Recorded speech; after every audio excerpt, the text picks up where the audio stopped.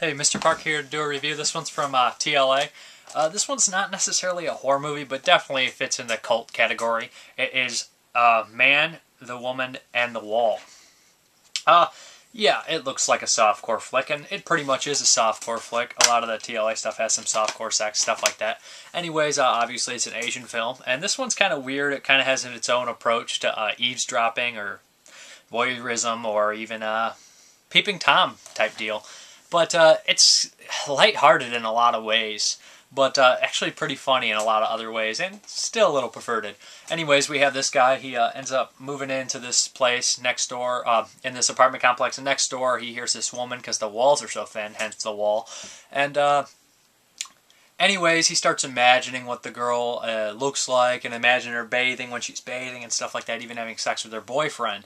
And he's listening to the wall, and he even goes so far to dig through her trash and pull out like nail clippings and stuff like that. And the funny thing is, when he actually does see her for real, the actor changes, and he fills in the blanks of what she really looked like. So that was pretty cool, because he was imagining her looking like this actress, but, well, you know, this woman, and then it's actually a different woman. Same with the boyfriend.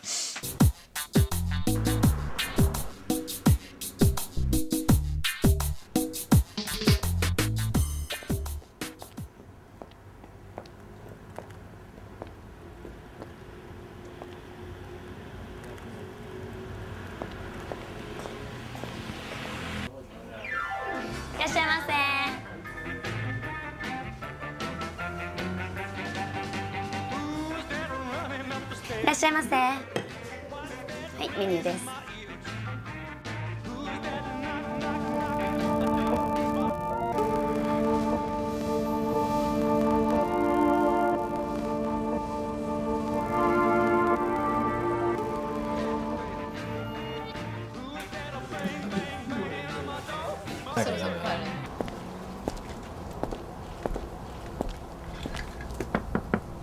すみません。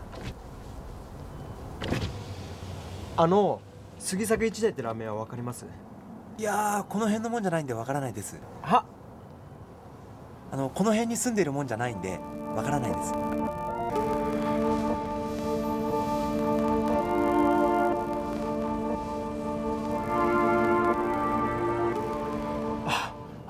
わかりました。はい、ありがとうございます。はい。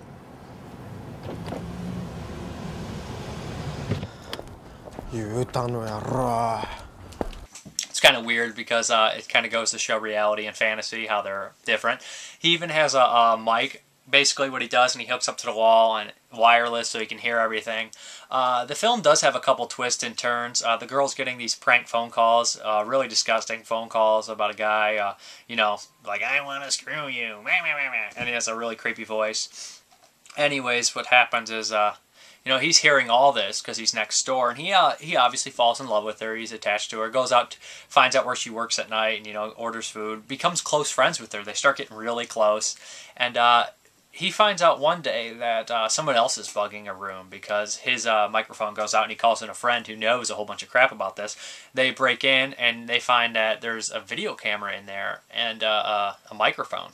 So he ends up finding out who the guy is from a distance, and he puts two to two together and realizes it's her boyfriend. And her boyfriend's sick enough to keep calling and getting her scared and then going over there and screwing her. Stuff like that. He's dangerous. It kind of makes a difference between an innocent eavesdropper and a dangerous one. Kind of the layers of voyeurism and how, I guess voyeurism would be looking, but I still count the same: listening, sneaking, peeping, I guess hearing Tom, I guess you'd say. But it kind of does the different levels that sometimes, I guess it is harmless, you know, in a lot of ways.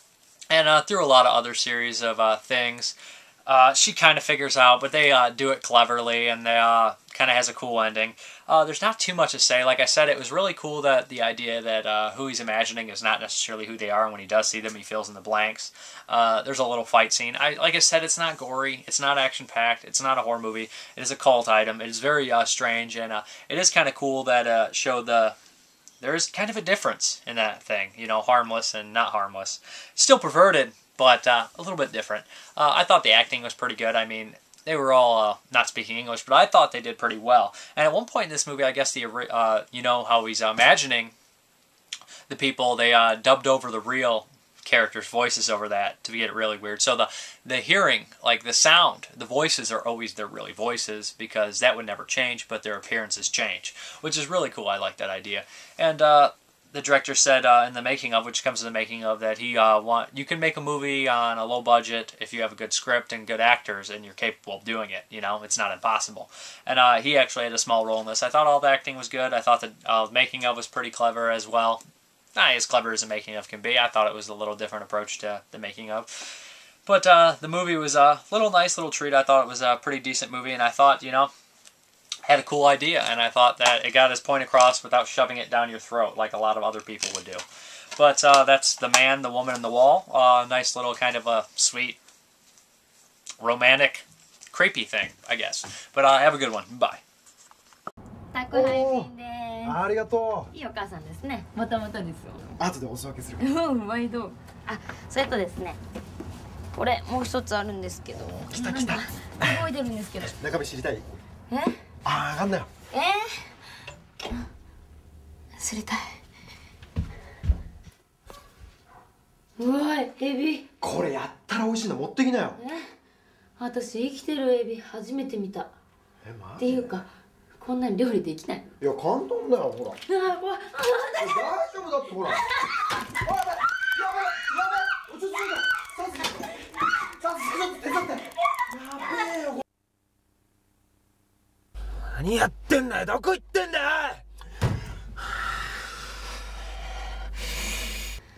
ああ、美味しかった。ね。なんか今までのエビフライって何だったんだろうって感じ。だろう。あれでもさっきかわいそうとか言ってなかったっけ。